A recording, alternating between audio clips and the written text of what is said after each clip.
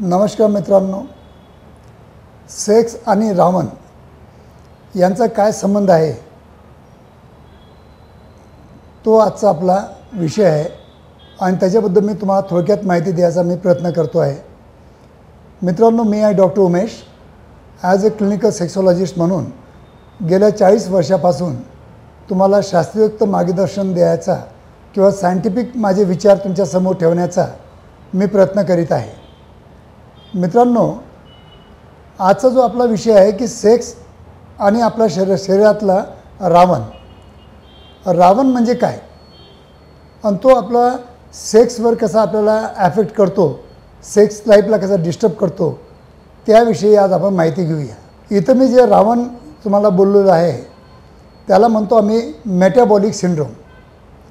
Metabolic syndrome हे आपल्या चुकीच्या लाईफस्टाईलमुळं, प्रदूषणामुळं आणि चुकीच्या आहारामुळं हे जे आपल्या शरीरामध्ये ओबेसिटी, हार्ट डिसीज, काही आपले लिव्हर डिसीज किंवा आपले गॅस्ट्रिक डिसीज जे झालेले आहेत, असे या जे हे असतात, जे आजार असतात त्यांना आपण मेटाबॉलिक सिंड्रोम म्हणतो। आणि या मेटाबॉलिक सिंड्रोममुळे काय होतं मित्रांनो की आपलं हृदय बरोबर काम करत नाही, आपलं लिव्हर बरोबर काम करत नाही, आपलं पॅन्क्रियास बरोबर काम करत नाही, आपलं डायजेस्टिव्ह सिस्टम बरोबर काम करत नाही, आपलं ब्रेन बरोबर काम करत नाही।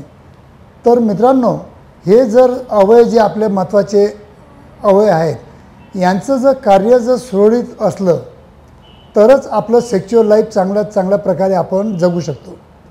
पण मित्रांनो, आपली एक सवय झालेली आहे की आपण जे सेक्शुअल लाईफ आहे फक्त आपल्या इंद्रियाच्या अवतीभोवती किंवा त्याच्या अवतीभोवतील जे काही कारणं असतील त्याच्याकडे जास्त लक्ष देतो आणि तिथंच आपली समस्या आपण किंवा त्याचा उपचार आपण शोधतो।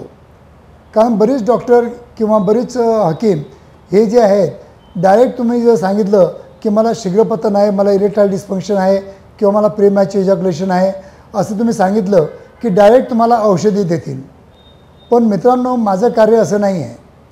मी तुमच्या जे काही रूट कॉज असतील तुमचे, त्या रूट कॉजपर्यंत पोहोचण्याचा प्रयत्न करतो। जसे की तुमचं BP किती आहे, ब्लड शुगर किती आहे, तुमचं कोलेस्ट्रॉल किती आहे, हे सगळं प्रमाण बघणं अत्यंत गरजेचं असतं। कारण की हृदय जर मजबूत असेल तर ते इंद्रियाकडे रक्त चांगलं पाठवण्याचं कार्य करतो। जर आपलं ब्रेन ठिकाणावर असेल आणि चांगलं असेल आणि स्ट्रेस फ्री असेल तरच तो आपल्या हृदयाला संदेश देऊ शकतो।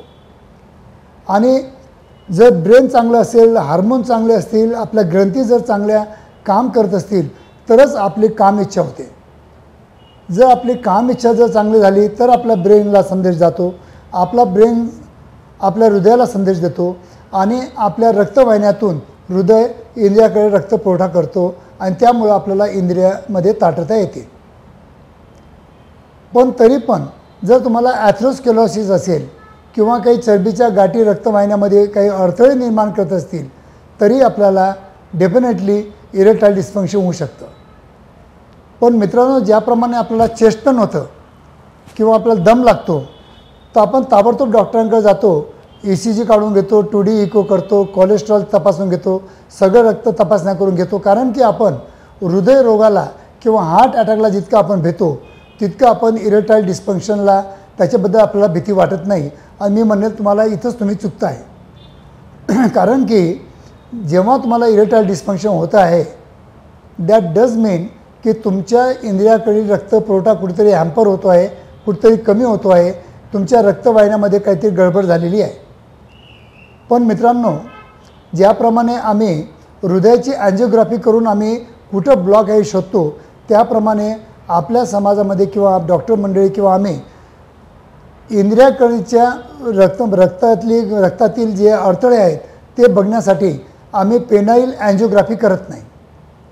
जर खरोखर मी सांगेल तुम्हाला, जर पेनाईल अँजिओग्राफी जर केली तर बऱ्याच लोकांचे अडथळे आपल्याला रक्तवाहिन्यातील अडथळे समजून येतील आणि त्यावरती योग्य ते उपचार होतील।